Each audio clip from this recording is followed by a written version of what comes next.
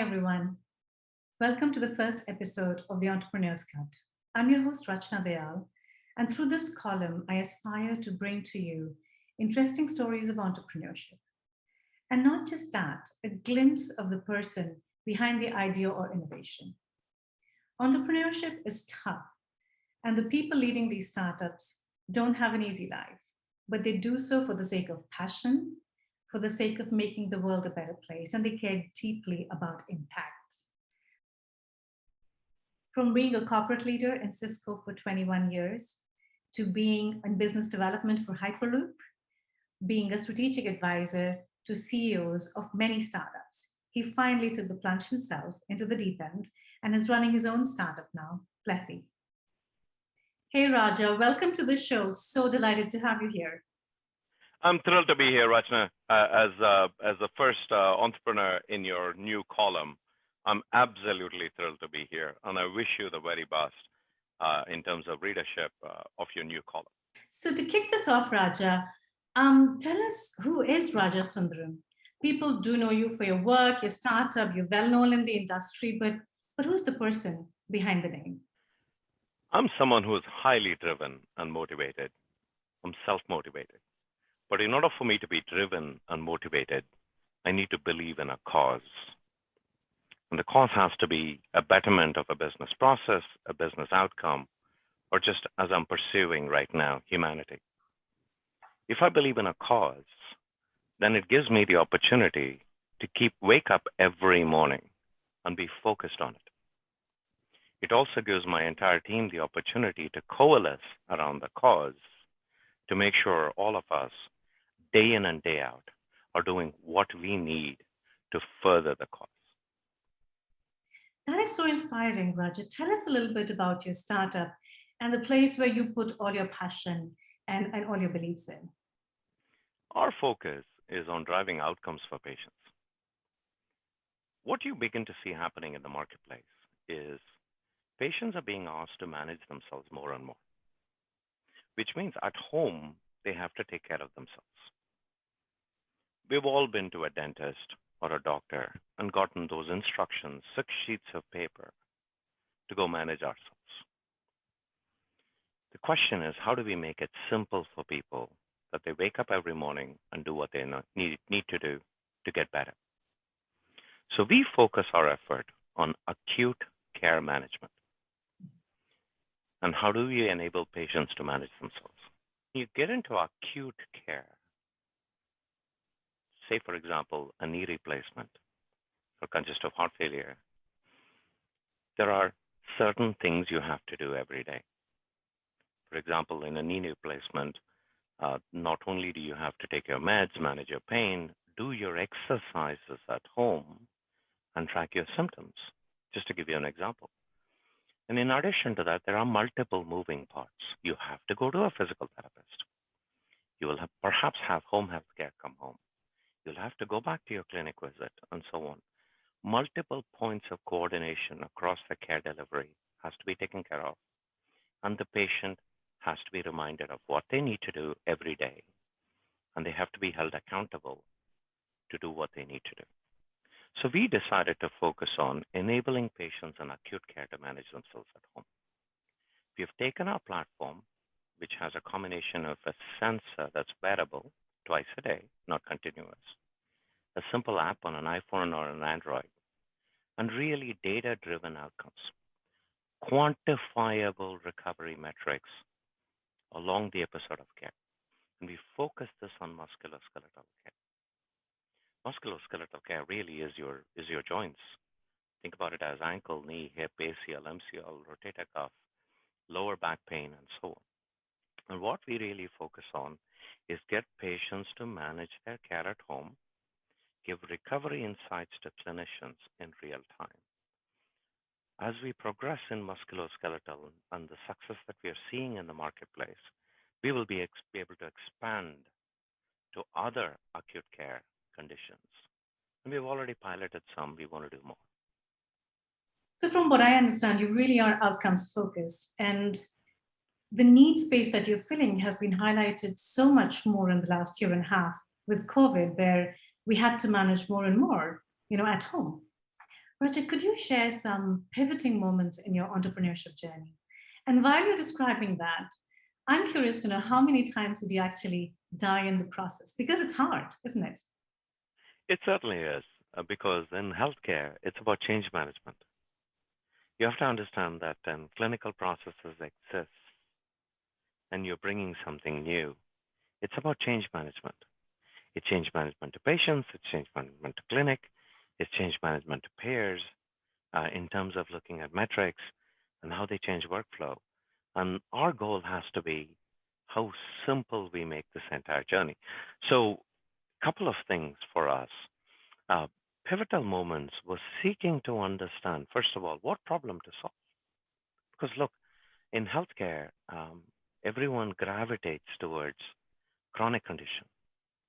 It's very hard to solve acute care condition, fundamentally because of the various moving parts that I spoke about earlier. The question is, how do you coordinate all of it and yet get the patient to do what they're supposed to do?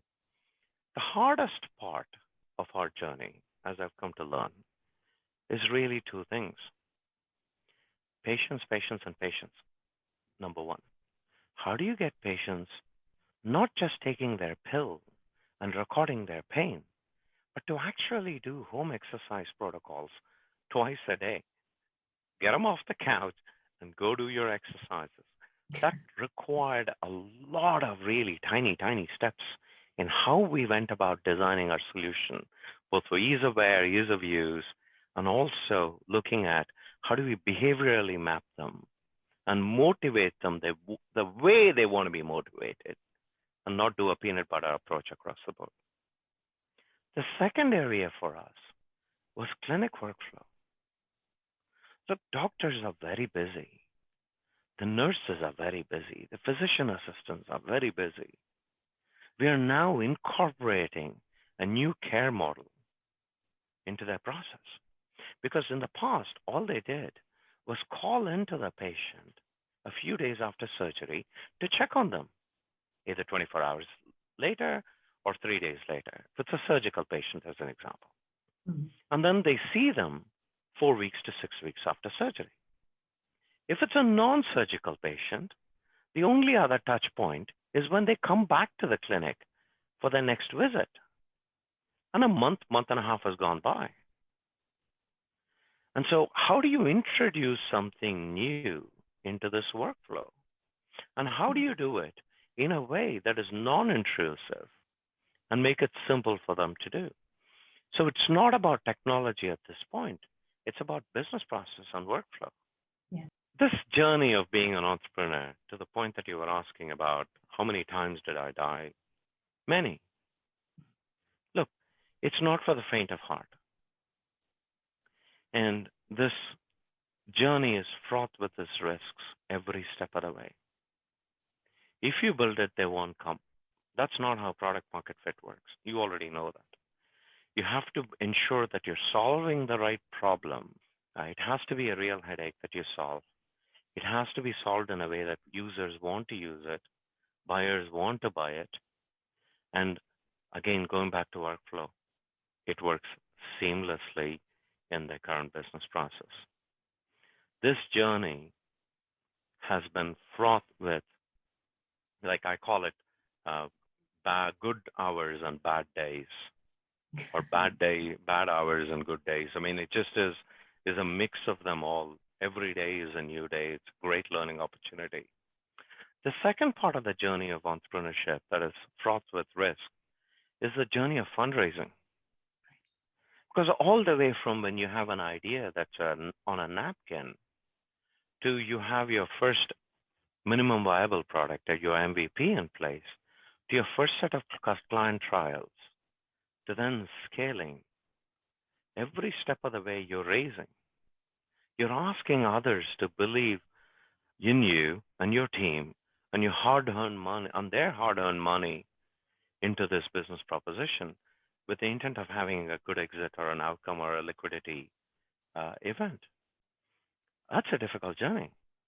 And it's one thing to be in technology in a cool spot, which is thematically being invested left, right, and center. But when you start taking technology, IoT, big data, sensors, and everything else, and use the term medical alongside, it's it's hard for people to conceptualize what this means. But this is where, as you said, COVID has opened the door for us, where people now recognize that you can take care of yourself at home. Now, here's a fun question for you, Raja. What is the silliest thing you've ever done as an entrepreneur? Oh, several. On the visual front, I did not realize that senior executives in a hospital system show up in suits to work every day. I mean, that's not what all the TV channels shows on on medicine taught me. So, Not in Grey's Anatomy, no? so here I am in front of one of the largest health system in the United States, showing up Silicon Valley style. Lovely shoes, jeans, a shirt, and a jacket. I remember those The days. medical side of my team had a conniption. They like passed out. And I was like, what are you people talking? And no one told me there was a dress code in senior executive and hospital systems.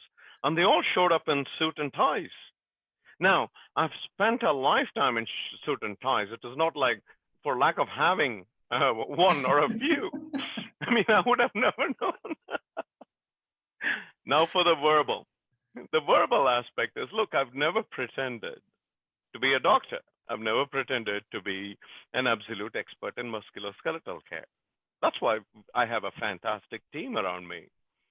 But as we started talking to orthopedic surgeons who are in trauma or recon, that was fine. But the moment I started getting into sports orthopedics, the first time we did an ACL patient, I didn't recognize there were so many terms and terminologies and human body movement dynamics that go along with it. Fortunately, our solution worked for the patient and made the patient successful, and she's an NCAA athlete and she recovered exceptionally well. But here I am talking to the surgeon about what I'm doing, and he is asking me these really technical clarifying questions. And unfortunately, I did not show up with anybody else on my team who knew what they were talking about. And it's me, myself, and Irene. And at some point, he stops and he says, your solution works, but how the heck could you not know these things? And I said, look, we kind of That is funny. we looked at it in terms of biomechanics. We looked at it in the context of think robotic-like algorithms. We looked at it in the context of patient experience. We looked at it as digitizing care protocols. We understood all the things that's needed. I just don't know what these procedures mean. He goes, have you ever been in an OR? And I go, I've never been in surgery before. And he goes, how would you know? And I said, I watched a few on YouTube. And by the way, he onboards patients weekly with us and absolutely loves what we do. And every time I go meet him, he starts quizzing me on new procedures in orthopedics. And I'm still half ignorant and still learning. But as long as I can drive patient outcome, that's all that matters to me. I love this. I love this because this is not what we ever present to VCs or in big presentations on stage, but every entrepreneur has to wing it for something or the other. Now, here's a trick question for you. And I love this one because I've seen entrepreneurs kind of falter in answering this one. But if you were an investor, which startup would you invest in besides your own? I'm a seed investor. I'm an angel investor in several companies. I also sit in advisory boards of a few companies. For me, it's thematics. So I look into, like we discussed earlier, look into what are the trends and what would I want to focus on. I look at clean energy. I look at transportation, autonomous and electrical, which means infrastructure that we need across the United States for car charging. I look at IoT in the context of automation, be it in oil, natural gas, or mining, or any other, or just factory floors. I look at it in the context of digital health, and I also look at things that are, more autonomous, like drones and so on, right? So in themes, and the reason I look at these themes is because those are the things that, as we grow up, as our children grow up, that's what they are going to. That's what world is going to be. That's what life is going to be, and I want to be forward-looking in terms of what I do. So my uh, guidance to your viewership is look at it as themes. Don't get enamored by short term because you're not in a shorting game. You're in the you want to drive some outcomes in a cause you believe and make money doing it. Then start Perfect. looking at trends. So, what do you personally think of impact, and what is the impact you want to leave in this world? Personally, I look at impact in terms of patients and outcomes, giving them mobility back with our current solution, getting them an opportunity to take care of themselves and drive outcomes using metrics. The whole goal is personalized medicine. And what I am very interested, what I love, is patients who get on and do video testimonials with us, who sends us cards, pictures of their grandchildren, them playing with their grandchildren, uploading video of them walking with their dog, all because of the mobility that we deliver. I was telling a very large health system who was asking me why, even though we are asynchronous in care delivery, that we call and speak to patients once or twice a week for a few minutes. And I told them we happen to be, in many cases, for the elderly, the only people who speak to them on that for that week. Wow. We outdo their children in many cases. That is very important for us because the way they keep motivated and engaged, which is what we care about, outcomes is what we care about for them, requires that personal touch. We build a bond and a relationship with them through their care journey. And many of them come back when they get the other shoulder done. For example, go to their doctors and say, I'm willing to get the other shoulder done with you, provided you recoup me. And recoup happens to be the name of our solution. That matters. Now, look, from an impact, societal impact, I am not one to have something written on my tombstone. I am not that guy. What is important to me is building an ecosystem that where we play a small part and others also play their respective parts. So we can all kind of come together to deliver personalized medicine, personalized care to patients. At the end of the day, we all know in healthcare it takes a village. Raja, thank you so much for sharing such great insights and so much of your own personal story and your thought process and what drives you. I'm sure our viewers are going to enjoy this as much as I have done. And I would say all the best to you and Plethy. And please do keep doing what you do for impact for patients and for the world. Hey, thank you so much, Rachna. I really appreciate the opportunity. Like I said, this is your first foray into this gig. I wish you the very best, and I wish all your readership fantastic health and mobility.